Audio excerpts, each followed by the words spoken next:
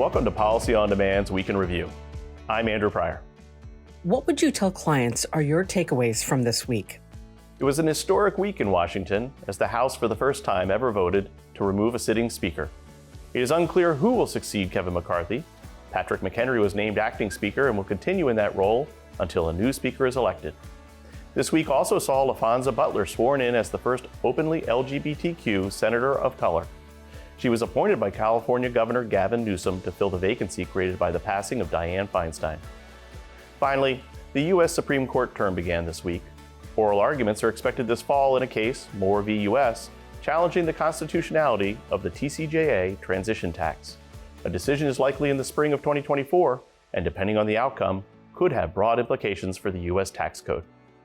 Which question related to policy did you get asked the most, and how did you respond?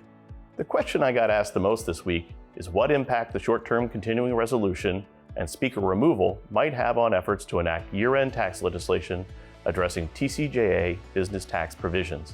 My response? It's too soon to tell. House business is on hold until Republicans elect a new speaker. A prolonged stalemate could affect efforts to make progress on appropriations bills or pass another short-term CR to fund the federal government beyond November 17th. Who succeeds McCarthy as Speaker and their approach to the role will matter.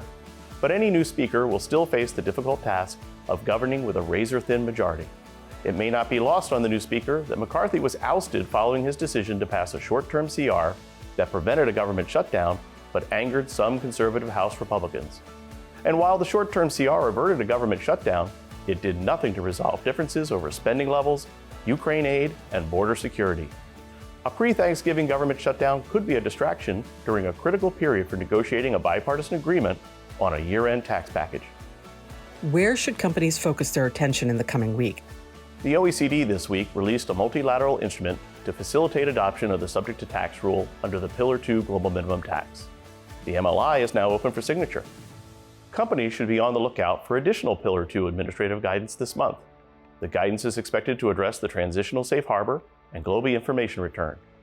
Further guidance on tax credits also is possible, which could impact some U.S. credits, including the R&D tax credit.